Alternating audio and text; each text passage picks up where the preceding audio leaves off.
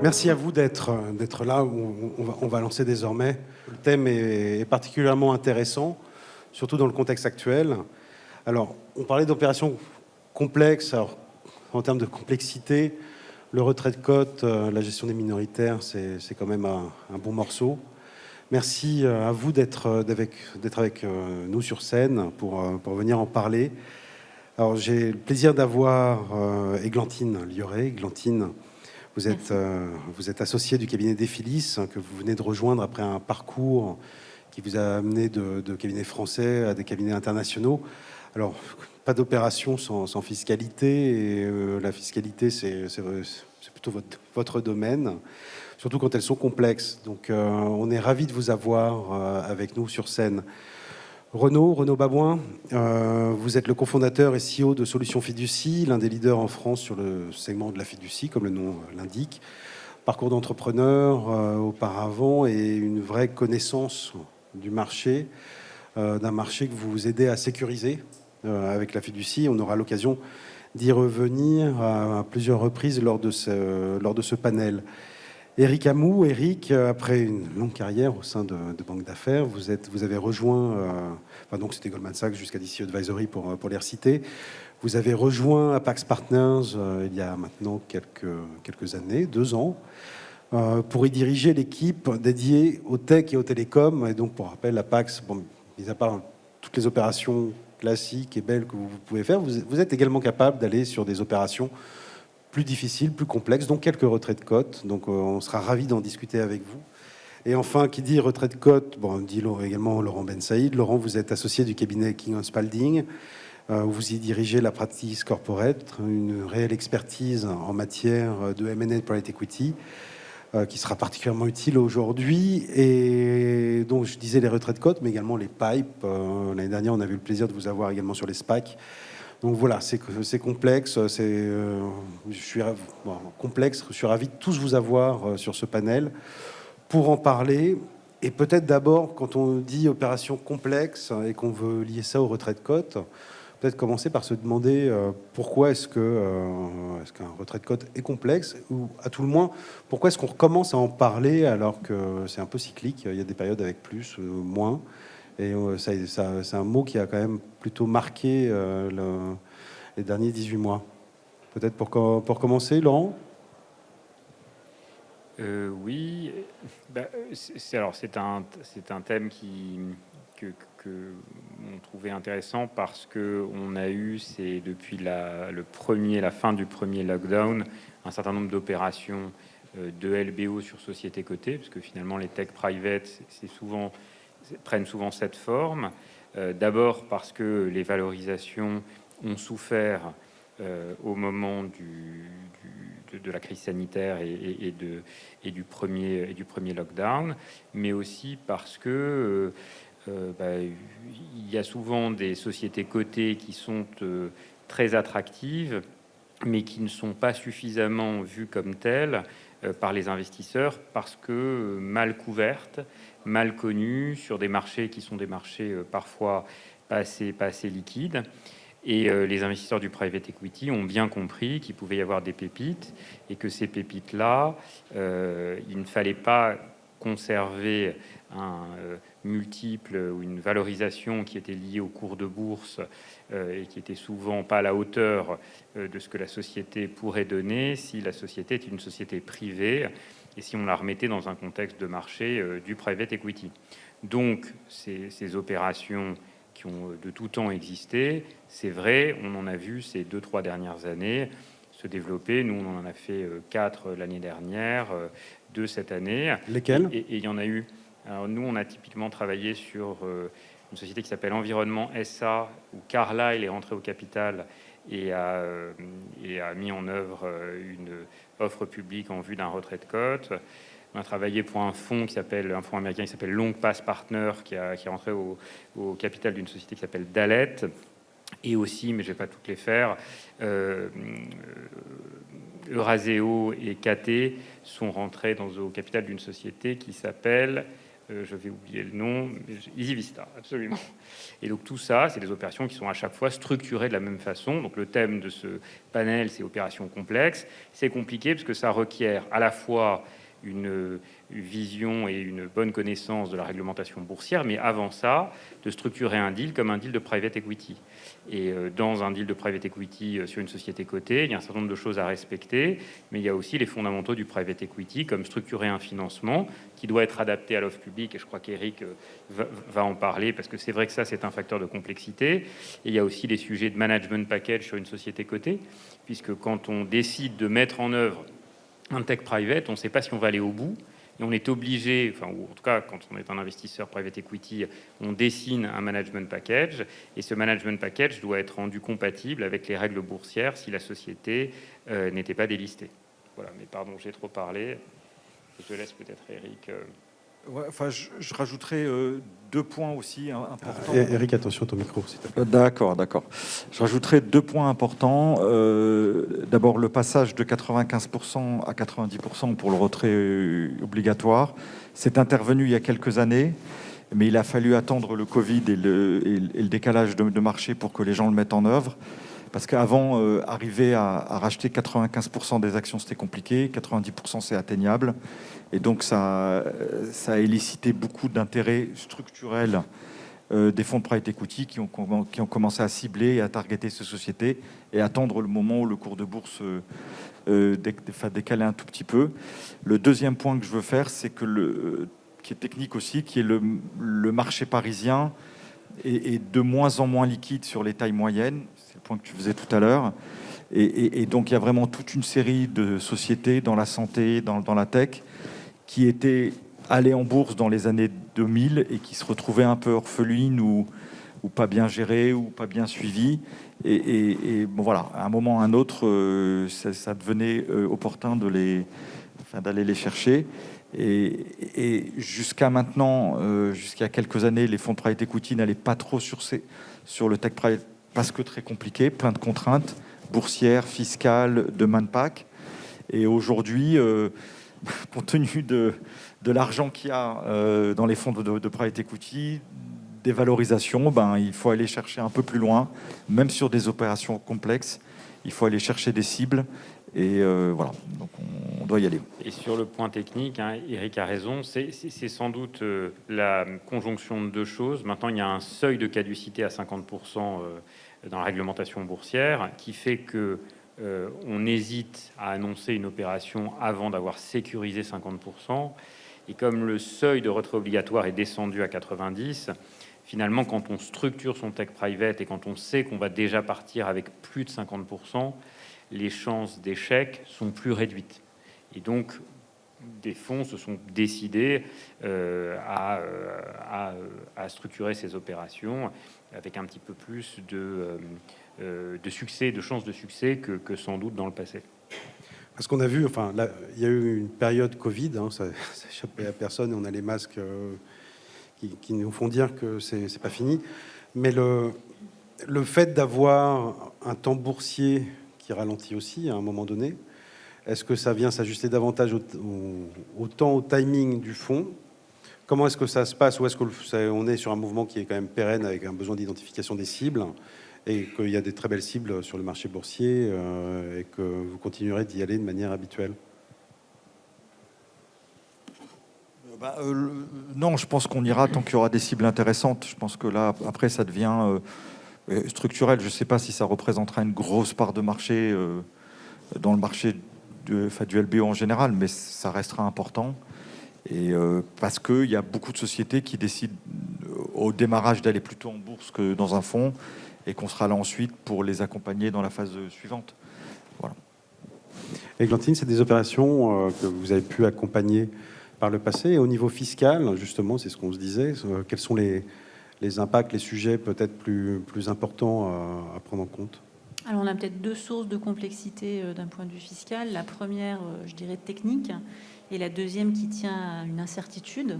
La première sur la déductibilité de la charge financière pour l'emprunteur. Alors l'emprunteur, c'est-à-dire l'émetteur d'un emprunt obligataire qui peut faire l'objet d'une conversion qui va conduire au retrait de cote par exemple, ou la charge financière d'une manière générale, quelle que soit son origine. Donc là, on est plutôt sur des mécanismes qui s'harmonisent au niveau européen, puisqu'on connaît les règles de sous-capitalisation depuis déjà plusieurs années, évidemment, modifiées à plusieurs reprises. On connaît aussi les anti-hybrides, qui sont une directive retouchée encore l'année dernière. Donc, une conjonction de règles européennes qui se ressemblent de plus en plus et qui facilitent les opérations transfrontalières, mais un haut degré technique de connaissances et d'interlocuteurs, puisqu'on combine à la fois de la fiscalité pure, de l'expert comptable, du commissariat aux comptes, de la consolidation. Donc ça, ce serait mon premier point. Le second, je dirais, l'attention qu'on porte normalement au MANPAC, et c'est ce que disait un petit peu Laurent. Et là, la complexité, elle tient à l'incertitude du moment, puisque tout le monde est au courant des jurisprudences de cet été. Donc, 13 juillet dernier, on a 3 arrêts du Conseil d'État qui viennent de consacrer la fin des BSA, si je puis dire. On en a un autre du 17 novembre, donc il y a quelques semaines seulement, qui confirme une tendance de la part du juge qui serait de considérer que finalement tout cadre dirigeant ne pourrait pas être à la fois dirigeant d'une entreprise dont il est rémunéré et en même temps investisseur. Autrement dit, les BSA qui ont été mis en place dans le cadre du MANPAC et qui conduisent à un partage de surperformance sont requalifiés en traitement et salaire, étant d'un point de vue fiscal que d'un point de vue social. Donc cette incertitude très importante pose la question de savoir comment on va structurer les MANPAC à partir de maintenant, définitivement sans BSA. On est à peu près tous d'accord là-dessus. Il reste les actions gratuites avec beaucoup d'interrogations sur la partie action de préférence couplée aux actions gratuites. Les stocks, on sait déjà qu'on ne les utilise pas trop et on en connaît les raisons. Et il reste le CARID. Voilà les nouvelles cartes pour jouer. Et on peut ajouter que les MANPAC sont regardés dans le cadre d'une opération de tech private par l'AMF et l'expert indépendant. Et l'AMF et l'expert indépendant vont rechercher s'il n'y a pas de valeur qui a été déportée des minoritaires vers l'équipe de management. Ce qui rajoute une petite couche de complexité. Et donc, ce qui fait il y a des critères qui sont toujours identifiés par l'AMF comme étant des red flags. Et quand on structure son management package, au-delà de ces contraintes fiscales, on doit appliquer ces contraintes-là. Notamment, on ne peut pas avoir de clause de sortie avec une valeur garantie. Le risque d'entrepreneur doit être bien marqué chez les managers. Bref, des critères qui, par le passé, recoupaient un peu les critères de l'administration fiscale, mais qui vont au-delà. Donc, il y a autour de ces management packages sur société cotée une vraie difficulté potentielle, parce que, comme on le disait, quand on lance sa procédure boursière, on ne sait pas si on va aller au bout, on ne sait pas si la société va finir par être une société privée. Donc, il faut intégrer ces critères dans sa structuration de package.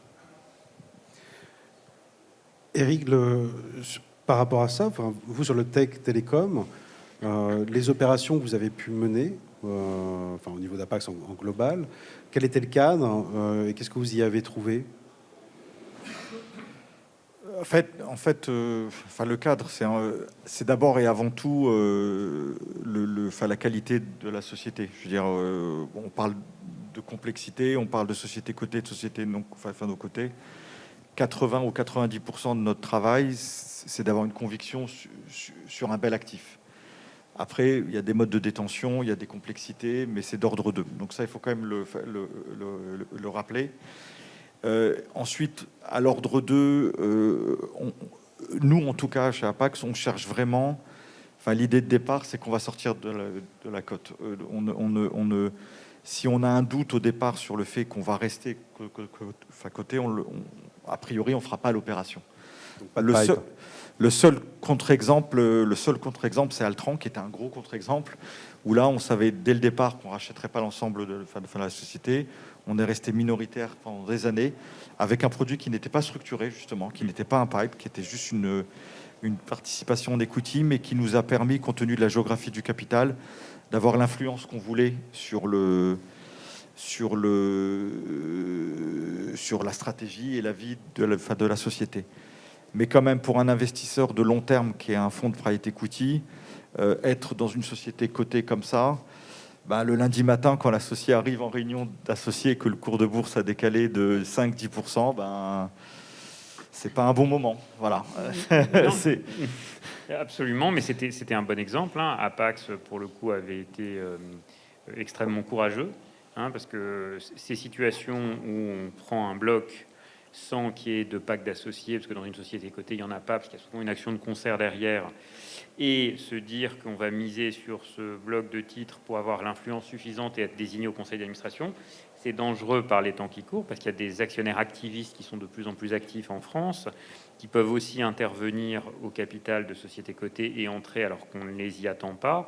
Donc la stratégie d'un fonds de private equity qui se dirait « je m'allie avec le management, je vais prendre 16 ou 17% d'une société au capital éclaté », peut, le cas échéant, se retrouver avec des surprises et un fonds activiste qui, finalement, vient dire que la société doit être découpée, que la stratégie doit évoluer.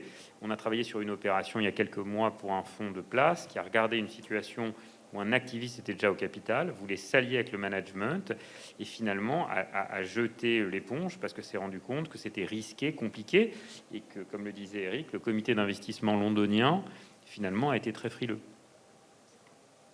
Eric, tu voulais réagir ? Oui, non, ce que je veux dire, c'est qu'aujourd'hui, on ne le ferait plus. Voilà, c'était une opération qui date d'il y a une dizaine d'années quand on est rentré. Aujourd'hui, on ne le ferait plus. Soit c'est un produit, soit c'est une situation où on peut aller au bout, soit c'est une situation extrêmement structurée, sous forme de pipe ou autre. Et là, c'est quelque chose qu'on ferait, soit on ne ferait pas. Au niveau des minoritaires, comment vous gérez ça ? Alors, au niveau des minoritaires, et là j'ai Julien qui est avec moi, qui a fait ça très bien sur toutes nos opérations. En fait, il est important, comme on l'a dit, de regarder la géographie du capital avant que l'opération ne devienne publique. Et donc, comme il y a ce seuil de caducité à 50%, les fonds, ou d'une manière générale, l'acquéreur d'une société cotée, va essayer de sécuriser des blocs qui lui permettent d'annoncer une opération au-dessus de 50%. Et pour ça, il y a des blocs structurants, mais on fait un TPI, on regarde quelle est la géographie du capital et on met sous NDA les blocs les plus importants, outre le bloc qui va être acheté et qui est le bloc principal.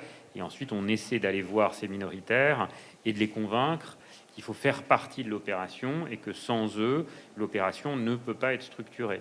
Alors c'est compliqué parce que certains n'ont absolument aucun incentive à venir tout de suite dans l'opération et préféreraient attendre que l'offre publique soit annoncée pour ensuite se décider à apporter leur titre à l'offre.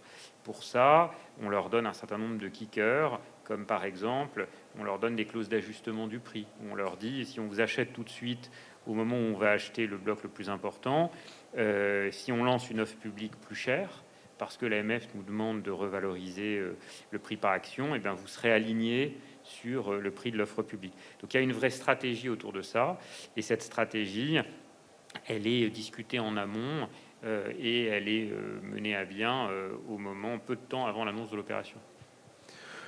Bon, ce qu'on disait tout à l'heure, c'est voilà, opération, on cible, on regarde, on discute, les conditions ont évolué. Manpack, financement, Renault au niveau du financement, justement, ça se structure de la même manière, ce type d'opération, ou est-ce qu'il faut les sécuriser peut-être encore plus ? Et dans ce cas-là, qu'est-ce que vous faites ? Alors, effectivement, nous on est les promoteurs de l'usage de la fiducie, qui est un outil extrêmement adaptable, sur lequel on peut monter des contrats de fiducie tout à fait sur mesure, et dans lesquels, dans ce contexte-là, en fait, je vois 4 utilisations possibles, et accessoirement 2 autres, mais après je vous rendrai le micro, sur des sujets qui ont été évoqués. Effectivement, on parle de sécurisation ici, avec la fiducie. Elle n'est pas toujours nécessaire, mais elle peut être voulue. Donc, bon, on parle de financement. Alors là on parle d'opérations qui sont menées par des fonds. Mais en fait, vous avez du tech-to-private qui peut aussi mener par des corporates, en fait, dans une logique de build-up industriel. Et là, on va se retrouver devant un contexte de financement d'une dette qu'il faut lever très vite, qui pourra être financé ensuite une fois que l'opération est aboutie. Et c'est beaucoup plus facile ensuite de monter une dette une fois que le build-up est construit. Typiquement, la fiducie, qui donc, pour ceux qui ne la connaissent pas tous sur le bout des doigts, qui reste quand même un sujet de spécialiste, c'est la transposition en France du trust. C'est un contrat qui fait intervenir un tiers de confiance, le fiduciaire, pour détenir la propriété d'actifs qui lui sont transférés par un constituant et remplir une mission au profit d'un certain nombre de bénéficiaires. Bon. Ici, dans les opérations dont on parle ici, j'en vois deux utilisations possibles. Soit en sécurisation de financement, je vais y revenir dans un instant. Donc là, on va transférer des actifs en collatéral.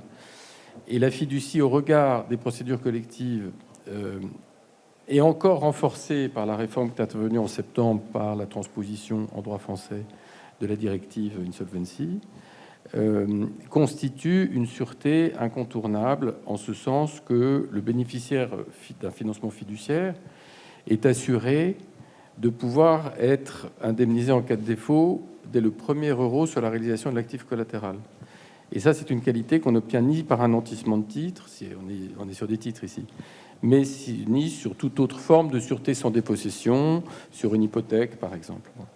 Donc on est dans un système dans lequel on a un tiers de confiance qui peut réaliser la vente d'un actif collatéral dans l'accomplissement d'un acte contractuel, hein, donc une réalisation conventionnelle du collatéral, par opposition aux sûretés classiques qui sont définies dans le Code avec un processus judiciaire de l'exercice de la sûreté, et qui garantit au bénéficiaire qu'il n'aura pas de créancier privilégié ni super privilégié, fut-il des créances de salaire. Hein. Donc on est dès le premier euro, donc on est dans un contexte très élevé. Donc la première remarque, c'est qu'effectivement, bon, je pense que si Apax cherche à financer son opération, il trouvera des financements peut-être sans trop de difficultés, et on regrettera beaucoup de ne pas pouvoir vous apporter nos services dans ce contexte-là. En revanche, si on fait appel à une société corporate qui va chercher à prendre le contrôle d'une autre société, là, la difficulté de financement est évidemment considérable parce que ce financement n'est sans proportion avec les cash flows actuels de cette société. Il faudra reconsolider un financement sur long terme. Donc le fait de pouvoir utiliser une fiducie dans laquelle on va déjà mettre le cash qui est prêté en réserve de l'opération de bourse, plus d'autres actifs qui viennent sécuriser les prêteurs, est très utile. Donc premier sujet, le financement de l'acquéreur, de l'initiateur de l'offre. Bon.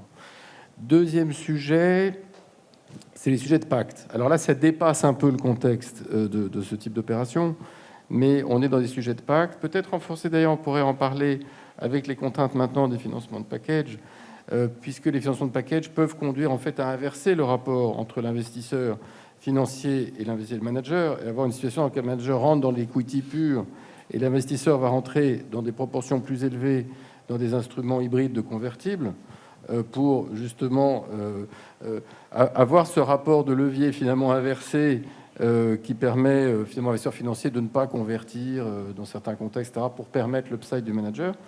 Et se pose la question et la difficulté d'être certain que les managers, prenant un poids beaucoup plus important dans ces contextes-là, si on vient sur ces schémas, mais peut-être vous pourrez les développer, qui répondent aux récentes jurisprudences, de demander aux managers de porter leur titre dans une fiducie, le fiduciaire se substituant et garantissant à l'ensemble du tour de table la bonne exécution des engagements pris au pacte. Donc ici, on a la sécurisation de promesses d'engagement. Donc si on a un fiduciaire, tiers de confiance, qui détient les titres, on sait que même si le manager est parti fâché ou n'est pas content ou qu'il a un problème personnel ou il est pas tout simplement il vit à l'étranger, on peut avoir des situations, on voit dans les boîtes de tech des managers en Chine dont les parents qui sont célibataires et s'il leur arrive un accident de la vie, il va falloir aller récupérer des actions dans une succession en Chine. Bon, la fiducie permet de répondre à ça. On a le fiduciaire va exécuter va exécuter la promesse.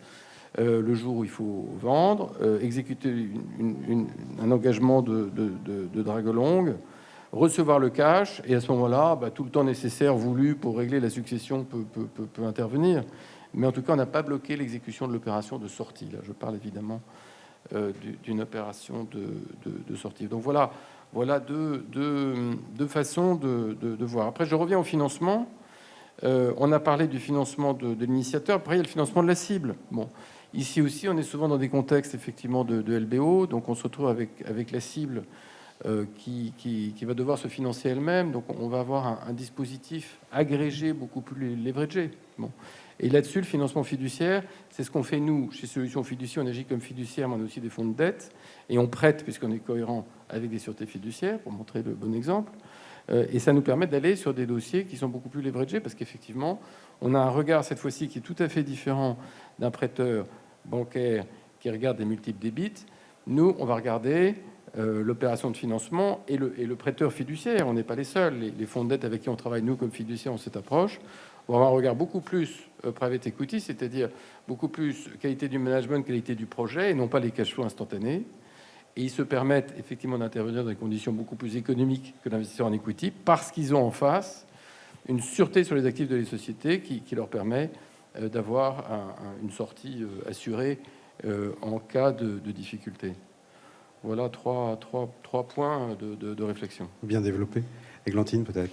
J'ajouterais simplement que la fiducie est facilitée par un régime fiscal neutre, de neutralité, qui tire les conséquences du transfert juridique des biens, de propriété juridique des biens temporaires, et qui a été adapté et retouché à plusieurs reprises au fur et à mesure que la pratique s'est mise en place. Donc il fonctionne bien sur les titres, il frotte un petit peu sur les biens immobiliers, mais on met les biens immobiliers dans des sociétés, du coup on a des titres et ça fonctionne. Voilà. On a effectivement, par exemple, alors le respect de l'intégration fiscale de régime mère et fille dans les titres qui sont transférés en fiducie. Donc c'était assez... ça a été effectivement, comme vous le dites très justement, précisé ensuite dans un texte de 2014 ou 15. Non, tu voulais interagir? Non, oui, on avait déjà par le passé interagi avec Renaud sur les différentes possibilités d'utilisation de la fiducie, mais aussi dans des LBO qui seraient des LBO où l'équipe de management serait majoritaire, avec un très très grand nombre de managers qui doivent prendre des décisions et qui doivent, pour certains, qui peuvent entrer, sortir. Et donc on s'était interrogé sur la façon dont la fiducie pouvait faciliter la vente de titres sans que le manager puisse s'y opposer dans un certain nombre de cas qui ne prêtent pas, qui ne donnent pas lieu à interprétation. Donc oui, il y a de multiples applications et c'est intéressant. Alors on doit encore réfléchir à la façon dont ça pourrait être adapté à un schéma de tech private qui était notre sujet du début, mais en tout cas on voit les nombreuses applications possibles, y compris dans la gestion des pactes d'associés. Eric, c'est quelque chose que vous utilisez ou peu? Ou pas assez? Pas assez. Voilà, excusez-moi, c'est la bonne réponse. Pas assez à ce stade, mais il y a clairement... notamment des situations, dans le tech private, la situation qui est intéressante, c'est qu'il y a de plus en plus de sociétés qui ont un historique d'actions gratuites, de stock options et autres, donc avec une détention très, très large et très fragmentée, et où regrouper tout ça au sein d'une fiducie peut avoir un intérêt. Parce que comment on fait pour passer derrière? On a tout un système d'intéressement antérieur. L'entreprise, on la sort, on garde l'existant ou on bascule tout sur un nouveau système beaucoup plus simple, ce qu'on commence à évoquer? Plus simple, je ne sais pas, mais on essaye de basculer. On essaye de basculer parce qu'on veut remettre tout le monde et réaligner tout le monde sur le même prix de départ. C'est aussi simple que ça. Et donc c'est important de conserver un ownership très large au sein de la société. Tout le monde est d'accord, mais il faut que tout le monde reparte du même niveau. Et donc il faut réfléchir à plein de solutions pour emmener tous les employés. Et quand dans une société cotée, il y a un plan d'action gratuite, et au moment où l'offre publique est lancée en vue du délisting, il y a des actions gratuites qui ne sont pas mûres, dont le vesting n'est pas assuré. Et donc dans ce cas-là, soit on fait un annulaire en place, et comme le disait Eric, une fois que la société est devenue privée, on redonne des actions gratuites et on a un plan qu'on restructure, mais on peut aussi, pour les actions gratuites qui sont en cours de vesting, prévoir un accord de liquidité, c'est des put et call croisés, qui permettent d'assurer la liquidité de ces actions une fois qu'elles deviennent mûres. Et donc voilà, et donc il y a plusieurs procédés que la pratique a mis au point pour pouvoir assurer une liquidité pour ces actions gratuites. Mais d'une manière générale, et je crois que notre thème, c'était plus globalement la complexité de ces opérations financières, hein. On le voit, il y a plein d'instruments à notre disposition, plein de situations différentes, mais le marché a favorisé ces derniers mois la prime à des opérations qui sortent un peu de l'ordinaire. Et quand un investisseur financier accepte de regarder une situation complexe et de voir comment la gérer, il y a souvent un peu de reward derrière. Et c'est pour ça que des sociétés cotées mal ratées, dont on voit la force du business model, quand on prend la peine d'aller au-delà de la complexité de l'opération boursière, il y a sans doute après de belles choses. Moi, j'ai cet exemple, une des opérations qu'on a faites il y a un certain temps, qui est une société qui s'appelle Métrologique, une société à Grenoble, cotée, qui était vraiment connue de certaines personnes qui connaissaient bien la métrologie, mais assez peu connue des investisseurs. Un process a été lancé. D'ailleurs, Apax y avait participé à l'époque. C'est Carlyle qui avait remporté l'opération. Cette société a été délistée, non sans peine, parce qu'il y avait un actionnaire minoritaire qui était récalcitrant. Apax le savait, Carlyle le savait. Ils sont rentrés, ils ont lancé l'offre publique, ils sont restés à 80 et quelques % pendant un certain temps.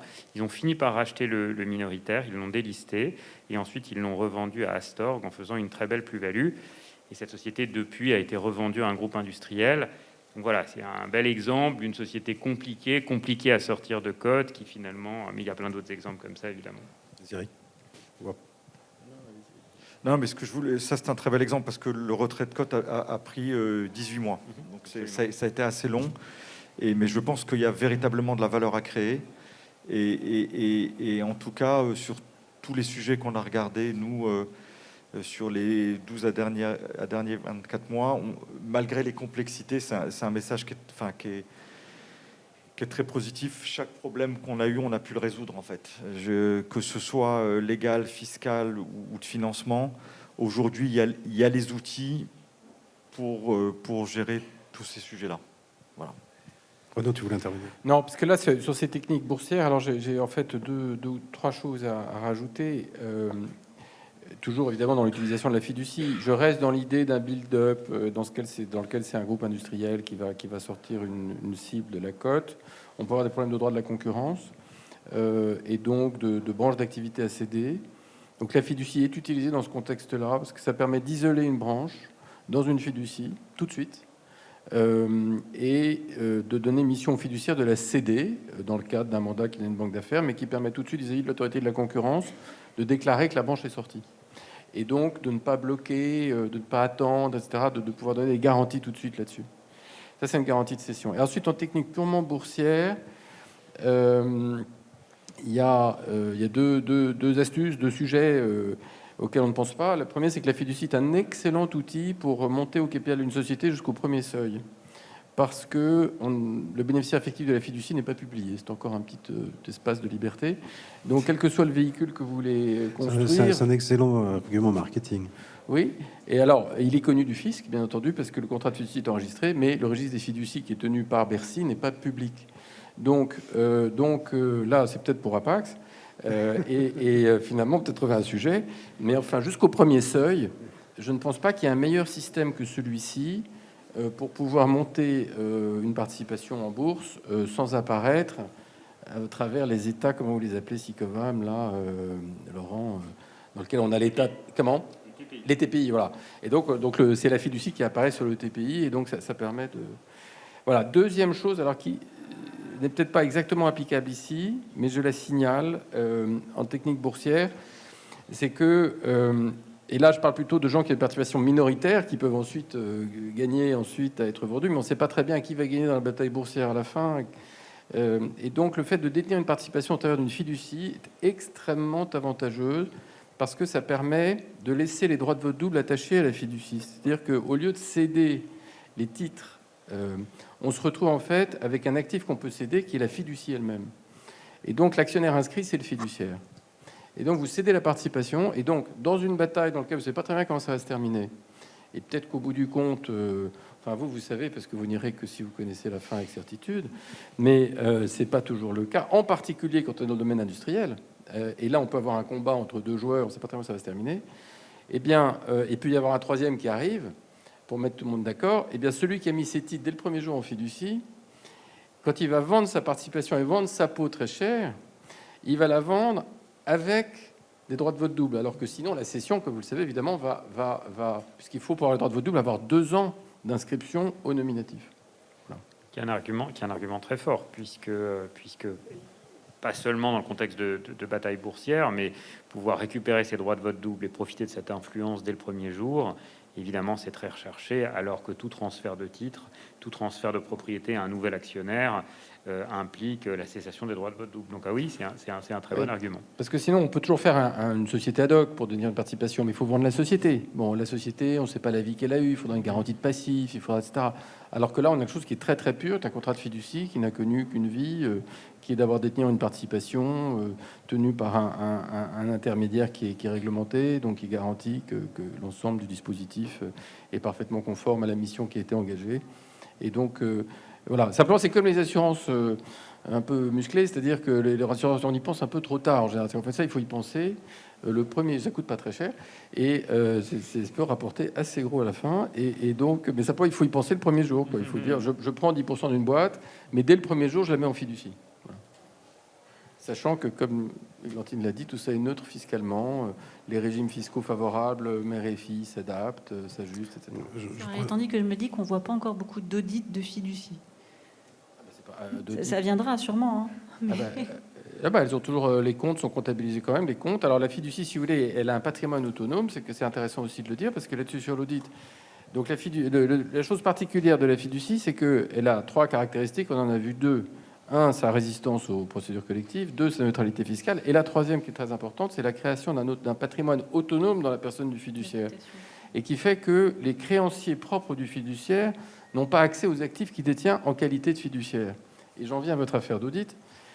Comme la comptabilité suit le droit, chaque fiducie, donc ces actifs que nous détenons, ne sont pas à notre bilan.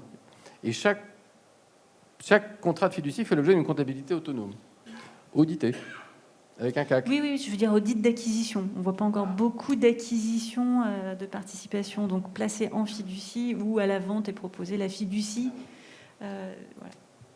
Mais ça va venir, c'est ce que je dis, ça va se développer. Vous allez voir, il faut vous y préparer. Je vous présente Renaud Babouin, donc solutionfiducie.com. Il a une réponse à toutes vos questions, tous vos problèmes. Il résout tout. La gouvernance, boîte cotée, boîte non cotée, comment ça se passe? C'est facile de faire basculer des dirigeants. Enfin, on parle souvent de préparer les entreprises via le non coté, via private equity, pour être capable d'être coté derrière. Là, on est dans le sens inverse. Comment ça se passe, Eric?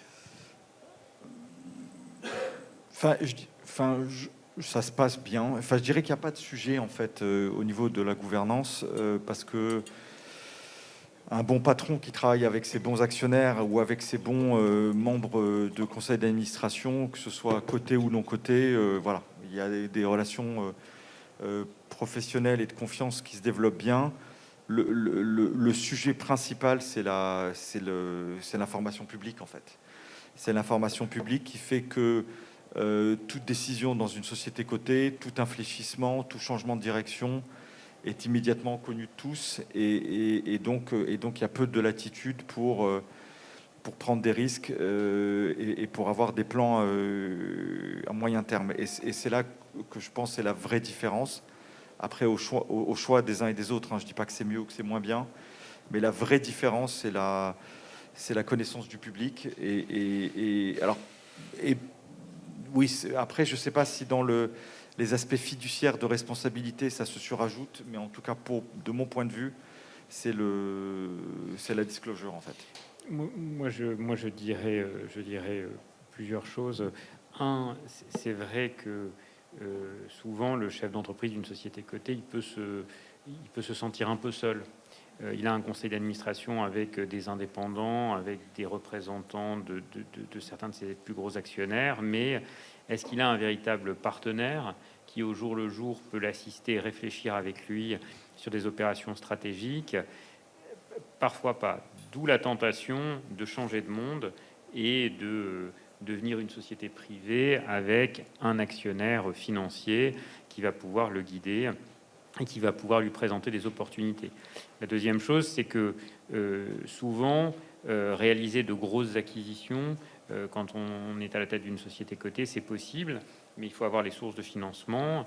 Les marchés financiers permettent de réaliser des augmentations de capital, mais qui sont dilutives et qui sont parfois mal comprises par le marché et qui nécessitent de les réaliser au moment où on a une cible en vue. Alors que quand on devient une société privée, on peut agir plus rapidement et on peut être plus agile. Vous avez remarqué que c'est un plaidoyer que j'ai pas voulu faire. Hein. Merci Laurent, vas-y, ne t'arrête pas, ne t'arrête pas. Ça pose globalement le problème aussi de l'information qu'a touché du doigt Eric dans une société cotée. Quand on prépare une opération financière, on est supposé très vite la discloser au marché, puisque il y a cette règle, ce principe boursier français qui est que tout émetteur doit mettre à la disposition du public, dès que possible, toute information privilégiée qui le concerne. Bon. Donc tout ça a fait que c'est compliqué, ça peut être compliqué d'être agile et de ne pas dire au marché ce qu'on est en train de faire quand on est à la tête d'une société cotée. Il y a évidemment d'autres avantages, mais c'est ce qui explique, puisque c'était un des thèmes de notre discussion, pourquoi on a ce passage à l'acte de certains chefs d'entreprise. J'ajouterai une dernière chose sur l'information financière. Quand on prépare une opération de tech private, il faut faire attention à la façon dont la data room est constituée, puisque les informations qui sont mises à la disposition de l'acquéreur doivent normalement se retrouver dans le public au moment du lancement de l'offre publique. Ce qui fait qu'on est généralement hésitant quand on prépare une data room pour un acquéreur et que ça concerne une société cotée, à mettre trop d'informations, parce que quand on met des informations stratégiques, par exemple des informations sur le business plan, on a peur qu'elles se retrouvent à un moment ou à un autre dans le cadre de la purge de l'information, et que l'AMF, qui pose ces questions, quand elle voit qu'il y a eu un processus de tech private, elle demande s'il y a eu une salle d'information et quelles ont été les informations qui ont été fournies, et bien que cette purge soit demandée et que ça crée une problématique d'information stratégique vis-à-vis de concurrents, etc. Ça répond pas exactement à ton problème de l'information financière, mais voilà, c'était pour évoquer tous ces sujets autour de... Ouais, le temps passe, vas-y. Je termine juste encore avec une utilisation. Vous me faites penser, en parlant du pauvre dirigeant de société cotée, le pauvre dirigeant de société cotée, il a une autre contrainte, ça ne rentre pas dans le texte private, mais c'est les fenêtres de liquidité qui sont très réduites et toujours contestables sur les titres qu'il détient en propre. Je suis désolé de ramener tout à la fiducie, mais en vérité, s'il veut avoir une action sur sa position dans la société, soit à la hausse, soit à la baisse, et qu'il est confié à un fiduciaire avec un contrat très clair, avec des bornes et des objectifs de liquidité, des choses tout à fait factuelles, il ne sera jamais embêté. Il pourra élargir énormément sa fenêtre d'accès au marché à titre personnel, sans jamais être critiqué d'avoir utilisé des informations privilégiées. Si on regarde toutes les fenêtres de liquidité qui sont bloquées au moment des annonces de résultats, etc., ça le met dans une position qui est effectivement délicate. Églantine. Il bénéficiera peut-être pas du régime des plus-values sur titre, mais il sera peut-être taxé en traitement et salaire, mais le gain reste chez lui. S'il a des actions ordinaires. Oh bah, ça dépend comment il les a obtenues, ces actions, quelle est leur histoire, combien il a payé, etc. Sachant que les rapports d'expertise ne valent plus rien depuis 5 mois en fiscal. Et voilà. On aurait dû commencer par là. Est-ce qu'il y a une question dans la salle avant qu'on se fasse rattraper par la charrette du temps? Pierre-Étienne. Question pour Laurent. On a parlé de tech private. Il y a le mouvement inverse avec les SPAC. Est-ce que vous pouvez parler un petit peu de SPAC une seconde? Je crois que votre cabinet a une expertise sur le sujet. Et est-ce que vous pensez que ce mouvement va grandir en France? Les SPAC, Special Purpose Acquisition Companies. En fait, on pensait même qu'il allait s'arrêter il y a quelques mois, et on voit que ça continue. Donc, juste pour rappel, c'est le SPAC, c'est constituer une société qui n'a pas d'actifs et la mettre en bourse sur le fondement d'un projet industriel global et avec quelques porte-voix ou non du secteur qui seront actionnaires, d'ailleurs dans une structure très spécifique, qui prennent qu'une partie limitée des risques si le SPAC va au bout, donc qui permet de lever des fonds, d'avoir un véhicule coté, qui permet ensuite de procéder à des acquisitions et à ce qu'on appelle le de-SPACing, qui prend d'ailleurs des formes différentes que le SPAC soit réalisé aux États-Unis ou en France. Alors, pour répondre à ta question, Pierre-Étienne, nous, on pensait que d'abord le mouvement n'allait pas vraiment prendre en Europe et en France, et on voit finalement que des projets se préparent. Notamment, ce qui est intéressant, c'est que des fonds de private equity réfléchissent à monter leur propre SPAC. Parfois même, nous, on a travaillé sur des opérations où le fonds de private equity aurait été un des sponsors du SPAC, et le de-SPACing se serait fait avec une de ses participations, ce qui crée des problématiques de conflit d'intérêts qu'il faut savoir gérer. Donc ça, c'est notre petit monde français du private equity. Réfléchissez à ça. Il y a déjà des fonds comme Tikeo ou comme d'autres qui ont décidé de monter leur SPAC et qui les ont cotés notamment au Luxembourg. Aux États-Unis, le mouvement continue, c'est-à-dire qu'il y a énormément d'argent qui a été encapsulé dans ces SPAC avec des difficultés parce qu'aujourd'hui, ils sont en mal de cible. Donc il y a beaucoup d'argent qui est prêt à être investi, mais peu de cibles qui répondent aux critères ou qui, le cas échéant, peuvent faire du sens. Donc oui, c'est le mouvement inverse. C'est un mouvement qui va sans doute créer un certain nombre de problèmes puisqu'il y a cette bulle dont tout le monde parle, mais ça a l'air quand même de continuer sur des projets de plus en plus ciblés, sur des industries qui sont de plus en plus pointues. On va voir ce que ça va donner. Mais en tout cas, ça montre que le monde du corporate finance est en constante évolution. Peut-être pour rebondir, Eric Hameau, vous avez été chez Morgan Stanley, si ma mémoire est bonne. Donc vous connaissez bien les marchés cotés, et puis maintenant vous êtes du côté private. Qu'est-ce que vous pensez du boom des SPAC, ou du boom and pause, mais du boom des SPAC? Et est-ce que Apax réfléchit à spin-offer certaines portfolio companies dans un SPAC? Est-ce que ça vous paraît une exit stratégie intéressante, notamment sur les participations tech? Alors Goldman Sachs d'abord. Pardon, c'était ton associé, je me mélange les pinceaux. Pas de souci. Alors, pour sortir, pourquoi pas, avec quand même une vue sur la pérennité de la société post-sortie. Mais pourquoi pas. Je suis d'accord avec le point de Laurent, c'est monté, c'est redescendu, et là ça se stabilise. Et on voit quand même quelques professionnels qui sont là-dedans avec des vraies structures. Et donc je pense que ça va durer, ça sera une partie du marché. Personnellement, nous, on n'y a pas réfléchi. Parce qu'on n'est pas encore dans un rôle d'asset manager en train d'essayer d'offrir tous les produits possibles et imaginables. On reste des artisans du private equity, c'est important. Et moi, le seul sujet que j'ai avec le SPAC, c'est que c'est très complexe et qu'il y a beaucoup de frais, il y a beaucoup de commissions, il y a beaucoup de dilutions autour de toute la structure. Et donc, il faut que ce soit vraiment des belles opérations pour que ça puisse payer tout le monde, si je peux me permettre. Et donc, c'est pour ça, pour en finir sur la fin de ta question, c'est pour ça que ça se dirige de plus en plus vers des secteurs spécifiques, parce qu'il faut vraiment une encore plus belle histoire pour réussir à rémunérer tout le monde. Voilà. Et une envie de créer une plateforme sur un secteur en particulier. Et voilà, et ça vaut le coup pour des sociétés françaises qui veulent typiquement se faire coter aux États-Unis rapidement, dans une logique de consolidation d'un secteur. On en voit beaucoup dans le gaming en ce moment. Voilà. Merci beaucoup. Avant qu'on commence à parler de fiducie adaptée au SPAC, structurée par Églantine. Non, c'est l'heure. Merci beaucoup. Merci.